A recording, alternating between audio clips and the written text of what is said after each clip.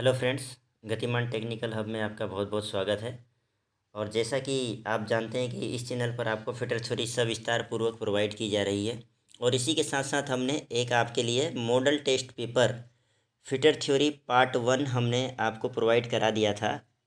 तो इसमें इम्पोर्टेंट क्वेश्चनों का एक संग्रह था, जो ऑब्जेक्टिव क्वेश्चन थे। ITI फर्स्ट ईयर के लिए एग्ज़ाम के दृष्टिकोण से हमने वो बनाया था। लेकिन इसके कुछ क्वेश्चंस कराने के बाद जो क्या होता है कि ITI फर्स्ट ईयर के स्टूडेंट भी पढ़ते हैं और सेकंड ईयर में जब वो जाते हैं तो वो भी पढ़ के ही जाते हैं इसको।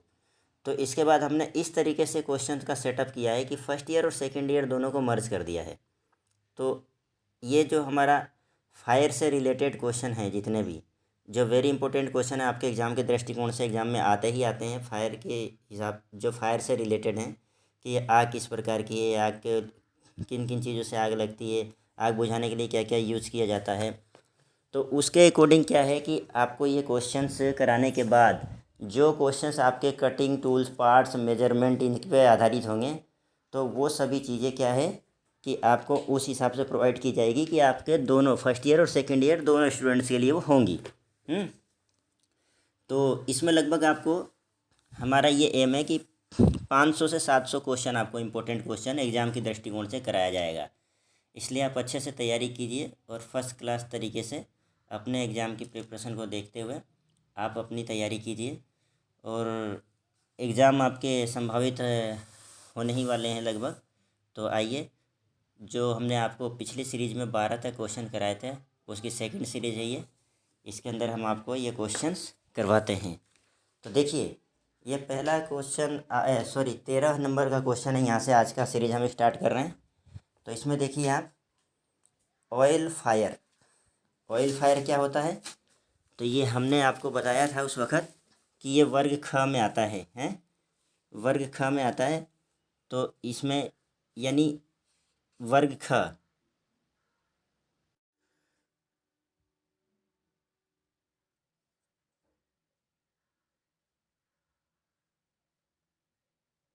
ये वर्ग ख में आता है।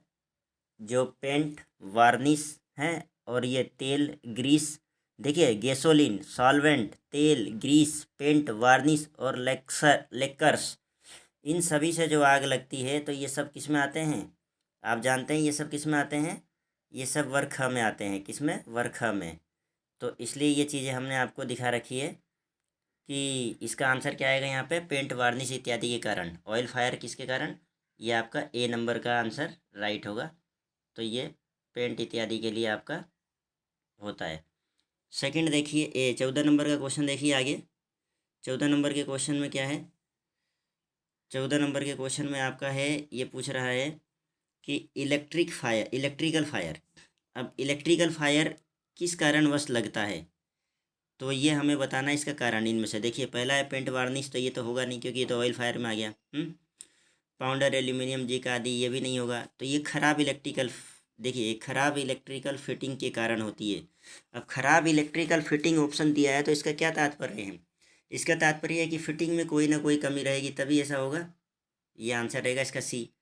तो ये फिटिंग में कोई ना कोई कमी रहने के कारण, या तो लूज फिटिंग होगी तो स्पार्किंग वगैरह होगा, या गलत फिटिंग होगी तो उसमें भी स्पार्किंग होता है, और गलत कनेक्शन के कारण जो वोल्टेज और धारा का जो कॉम्बिनेशन होता है वो गलत हो जाता है, और इसके कारण क्या होता है, आग लगने की संभावना बनती है।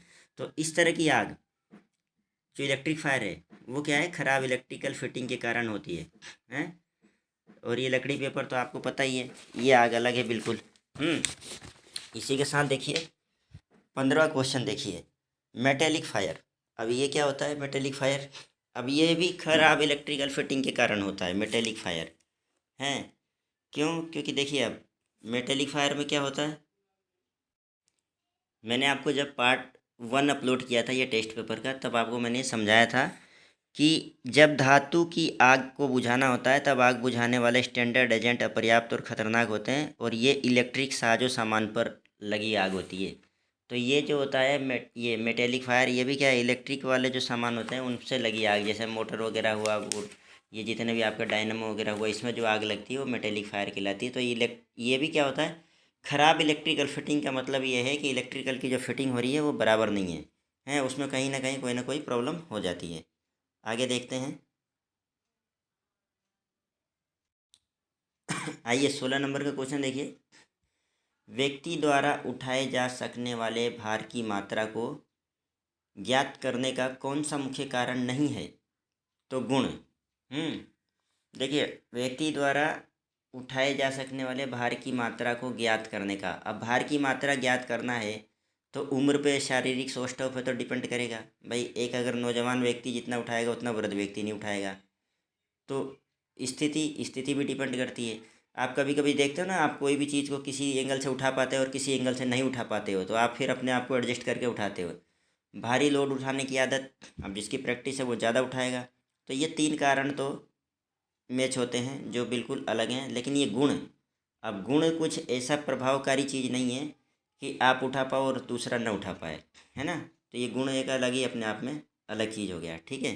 तो इसको हम यहाँ से मानते हैं कि ये अलग है, इसलिए आपका इसमें आंसर क्या हो जाएगा? इसमें आंसर हो जाएगा सी वाला गुण है। सी वाला आपका आंसर यहाँ पे। चलिए अगला देखते हैं। 17 नंबर का क्वेश्चन देखिए। बोझ को हाथ द्वारा उठाते तथा ले जाते समय लगने वाली चोट का कौन सा कारण नहीं होता? तो ये है जो, देखिए इसका कारण है गलत तरीके से उठाना। ये तो कारण हो सकता है, अगर आप ऐसे उठाएंगे तो चोट लगेगा। अन्य वस्तुओं से टकराना, तब भी चोट लगेगी। अन्य वस्तुओं के ऊपर से कूदना, तो भी चोट लगेगी। तो ये आपका उठाकर धीरे चलना है, ये इसको करेक्शन कर लेना आप, बी वाला। ये धीरे चलना दिखा रहा है इसमें, तो इसका क्या है, ये धीरे चलना है, हैं। तो इसको आप करेक्शन कर लेना अपने उसमें। तो यही आपका बी आंसर हो जाएगा, धीरे चलना। तो धीरे चलना, ये उठाकर धीरे चलना, ये आंसर हो जाएगा आपका, ठीक है। आगे देखिए, बोझ को उठाकर धीरे चलना है। ये सब आपके सावधानियां, सुरक्षा और फायर से रिलेटेड क्वेश्चन है, जो मैंने मिक्स करके आपको पीडीएफ के तौर पे मैंने बना दिया है। मुझे जैसे जैसे समय मिलेगा मैं वैसा वैसा काम करता हूँ। क्यों? क्योंकि देखिए, मेरे को आपके फिटर थ्योरी की भी क्लास लेनी होती है, और कभी कभी मैं आपके मॉडल टेस्ट पेपर लिख कर भी बनाऊँगा, और कभी मुझे लगेगा तो मैं पीडीएफ में भी बना के आपको अपलोड कराऊँगा वीडियो, हैं।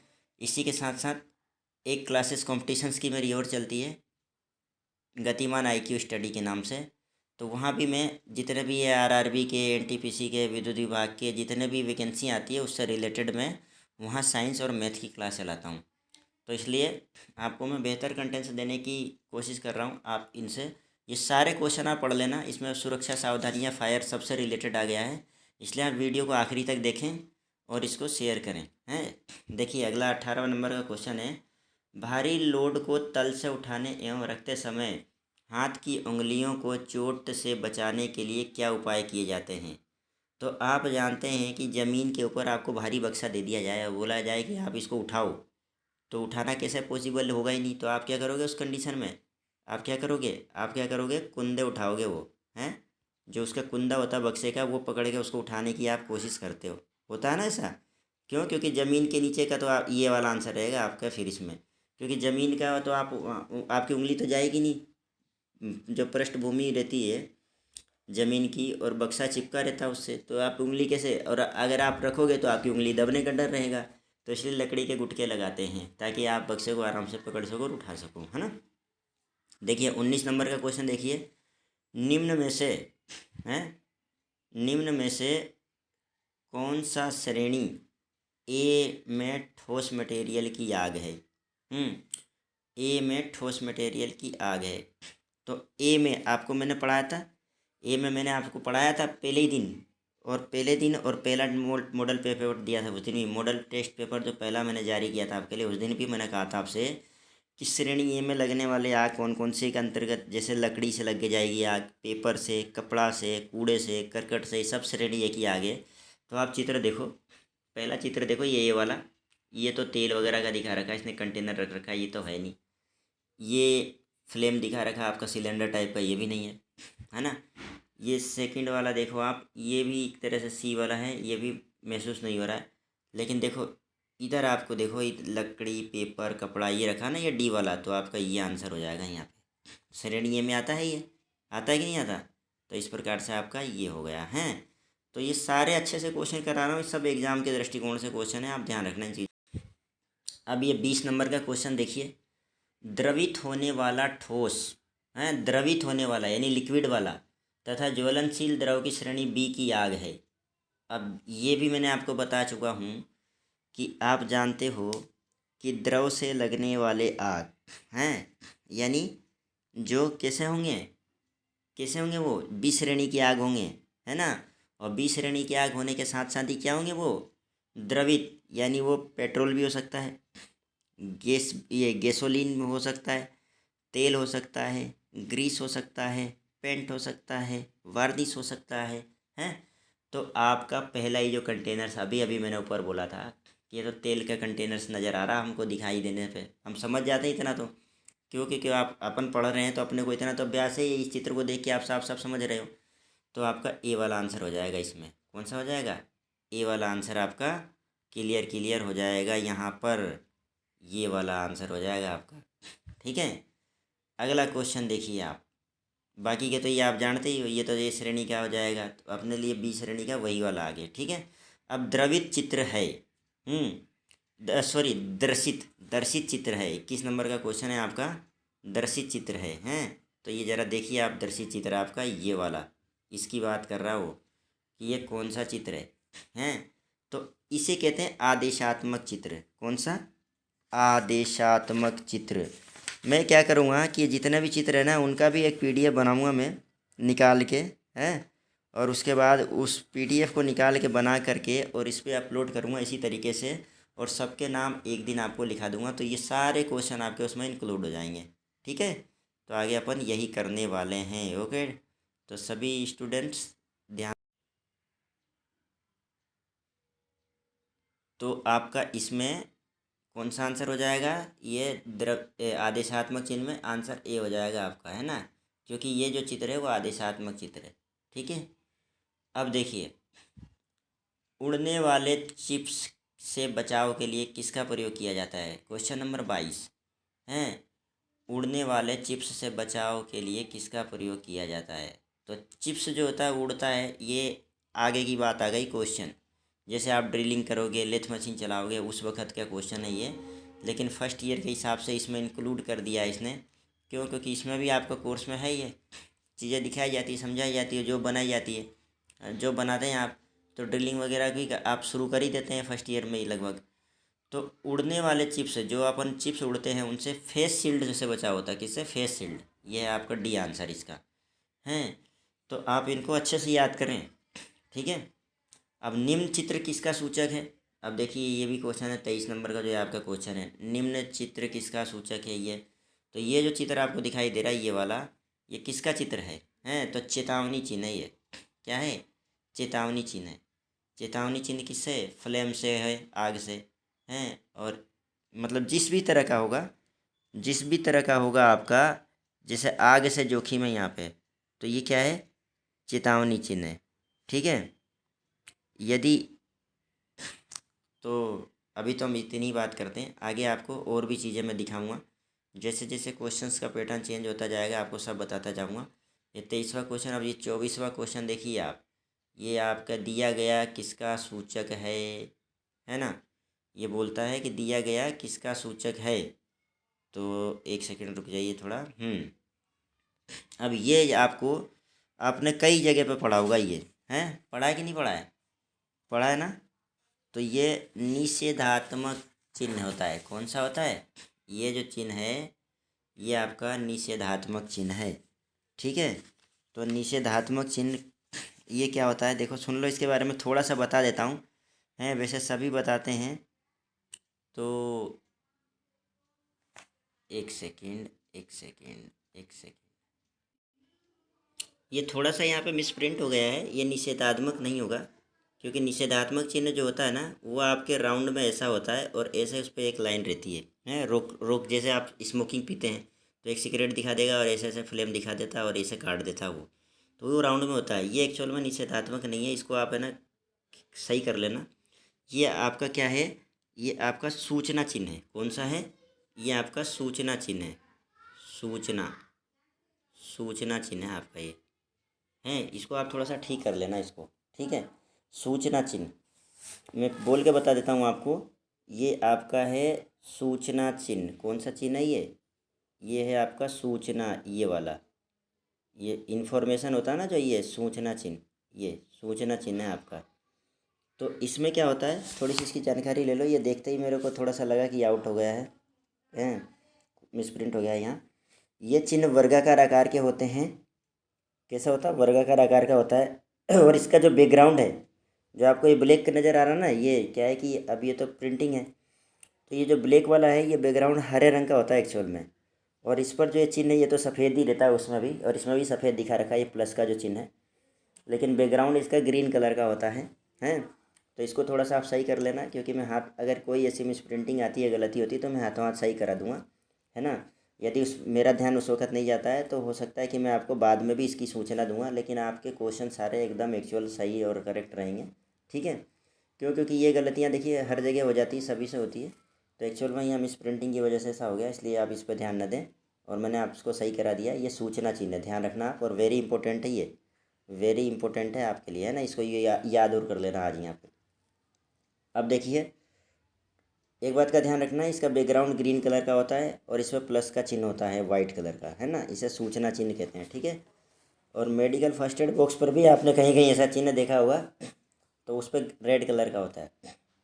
अब देखिए आप, फर्स्ट एड बॉक्स में होता है टिंचर, पट्टी, रुई, उपरोक्त सभी, तो ये पूरे होते हैं, ये सभी होते हैं, ये आंसर होगा आपका, है ना। डी आंसर राइट होगा आपका, है ना। ये सभी होते हैं तो उपरोक्त सभी। ग्राइंडिंग करते समय प्रयोग करना चाहिए, किसका प्रयोग करेंगे, मास्क का? नहीं भाई, ये तो कोरोना के लिए हो रहा प्रयोग अभी, है ना। तो ग्राइंडिंग में तो कहाँ करते थे कभी। धूप के चश्मे का भी क्या लेना देना हमें, सुरक्षा चश्मे का उपयोग करेंगे हम, है ना।